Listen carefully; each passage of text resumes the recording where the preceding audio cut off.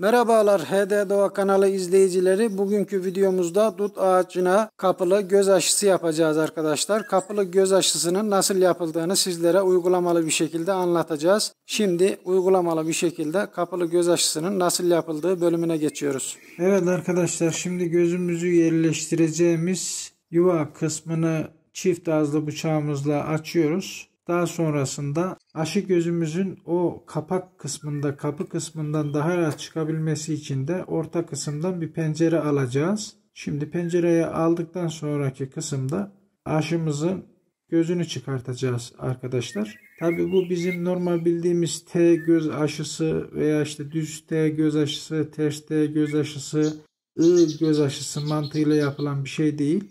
Tabi şimdi burada çalışırken biraz zorlanıyoruz. Etraf tamamen ağaçlardan, dallardan ibaret. Yani onu keserken falan sıkıntı yaşayabiliyoruz. Aşı gözümüzün kapı kısmından dışarı çıkacağı pencere kısmını çıkarttık. Etrafını çizmiş olduğumuz kapı kısmını da odunsu yapıdan şu anda kaldırıyoruz. Kapı kısmını kaldırdıktan sonra eski haline tekrardan getireceğiz. Oradaki su kaybının önüne geçmek amacıyla yapacağız. Görmüş olduğunuz gibi odunsu yapıda kapı kısmını kaldırdık tamamen. Evet arkadaşlar, şimdi sıra gözümüzü çıkarmaya geldi. Gene çift ağızlı bıçağımızı kullanacağız. Bu elimizde görmüş olduğunuz dut, kara dut, urmu dudu. Burada çift ağızlı bıçağı kullanacağız. Çift ağızlı bıçağı kullanmamızın sebebi de normal aşı gözünün yuvası şeklinde açmış olduğumuz kapılı alanın yüksekliğine çıkartacağımız gözün yüksekliği birebir oturması için bir nevi çift ağızlı bıçağı kılavuz olarak kullanacağız. Şu şekilde görmüş olduğunuz şekliyle aşı gözümüzü çıkartıyoruz.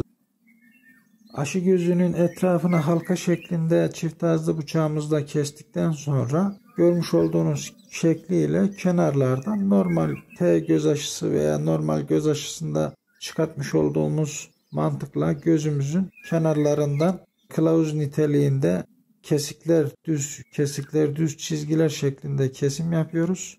Bu çizikleri, yan kesikleri attıktan sonra görmüş olduğunuz gibi bıçağımızın uç kısmıyla gözümüzün daha rahat çıkabilmesi için atmış olduğumuz kesiklerden göze doğru alttan hafif sıyırma işlemi ya da hafif o kabuğu kaldırma işlemini gerçekleştiriyoruz. Tabi bu sıyırma veya kaldırma işlemini yaparken dikkat etmeniz gerekiyor arkadaşlar. Daha sonrasında kenarlardan o dokuları aldığımız için hafif gözümüzü şu şekilde kanırttığımızda gözümüz çıkacak. Görmüş olduğunuz gibi göz aşılarında önemli olan çıkarmış olduğumuz gözün iç kısmında yer alan özün yerinde olması arkadaşlar. Bu öz göze giden enerjinin akışının sağlandığı yer. Bu gözünüz olmazsa aşı tutmaz arkadaşlar. Görmüş olduğunuz gibi bizim çıkarmış olduğumuz aşı gözünde öz yerinde duruyor. Şimdi çıkarmış olduğumuz gözü beklemeden, zaman kaybetmeden, su kaybına uğratmadan hemen kapılı alana yerleştireceğiz. Hazırlamış olduğumuz gözümüzü zaman kaybetmeden dediğimiz gibi hemen oradaki kapılı alana yerleştireceğiz. Bakın tam oturdu. Bunun sebebi de çift ağızlı bıçağı oraya açarken kullanmamız, gözü çıkarırken de çift ağızlı bıçağı kullanmamızdan kaynaklı. İkisinin de yükseklikleri aynı oldu arkadaşlar. Görmüş olduğunuz gibi gözümüzü yerine oturturduk. Kapağını kapattık. Gözümüzü yerleştirdikten sonra görmüş olduğunuz gibi kapağımızı şu şekilde kapatıyoruz. Burada dikkat etmemiz gereken olay, kapağımızın ortasında almış olduğumuz pencerenin olduğu kısımdan gözümüzün tam bir şekilde çıkması. Herhangi bir şekilde gözümüzün üzerine gelecek bir kabuğun veya herhangi bir temasın olmaması. Kapılı göz aşısının yapılışı bu arkadaşlar. Burada önemli olan bu görmüş olduğunuz üst ve alt kısmın birbirine kabuksu dokunun temas etmesi. Sağ taraftaki kısmında kabuk dokusunun birbirine temas etmesi. Şimdi bu aşımızın avantajı normal göz aşısında T veya I yaptığımızda en fazla iki üst ve alt kısmın kabuksu dokuya teması var ama bu aşımızda üst, alt ve sağ kısmın kabuksu dokuya temas etmesi aşının tutma olasılığını daha fazla kaynaşma açısından arttırıyor. Aşı gözümüzü yerleştirdikten sonra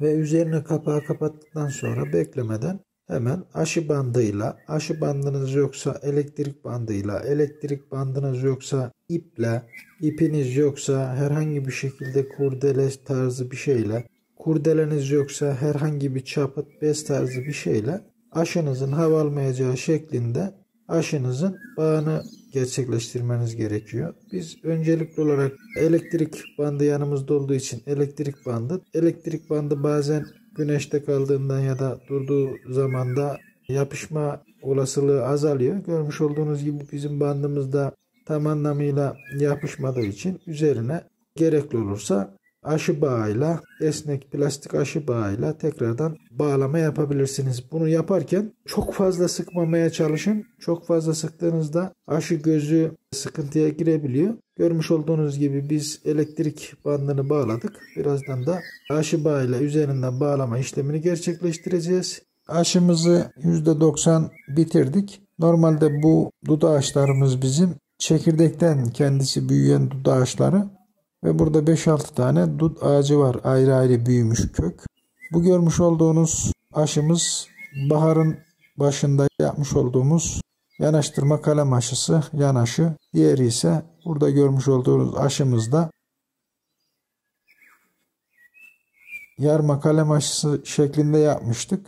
Bir tane daha vurmuştuk yarma kalem aşısı. Ancak o tutmamış. Bu ikisi tuttu. Biz de diğer dallara göz aşısıyla vurma dudunu, kara dudu çoğaltma yoluna gideceğiz arkadaşlar. Bunların tamamını kara dut haline getirip daha sonrasında farklı bölgelere dikeceğiz. Aşımızı bitirdik. Aşı yapmak çok zor değil. Aşıyı herkes yapabilir. Önemli olan aşıyı yaparken zevk almak arkadaşlar. Göz aşısıyla alakalı göz aşısının ne zaman yapıldığı, erken, sürgün, durgun göz aşısı nedir? Hangi çeşit ağaçlar birbirine aşı yapılır? Sürgün, kalem seçimi nasıl yapılır? Kalemin muhafazası nasıl yapılmalıdır? Aşı yapılırken nelere dikkat edilir? Göz aşısı çeşitleri nelerdir? Göz aşısının tutup tutmadığı nasıl anlaşılır gibi tüm bu detayları içeren göz aşısı nasıl ve ne zaman yapılır? Göz aşısının çeşitleri nelerdir? Videomuzda bu bahsetmiş olduğumuz konuların tamamını uygulamalı bir şekilde sizlere hem anlatıyoruz hem gösteriyoruz arkadaşlar. Bunun linkini sağ üst köşeden de veriyorum. Oradan tıklayarak da izleyebilirsiniz veya kanalımızda aşı bölümünden de izleyebilirsiniz arkadaşlar. HD Doğa kanalını izlediğiniz için teşekkür ederiz. Kanalımıza abone olmayı, videolarımızı beğenmeyi, videolarımıza yorum yapmayı unutmayın. Bildirim zilini açmayı unutmayın. Doğada kalmanız dileğiyle kendinize iyi bakın. Görüşürüz arkadaşlar.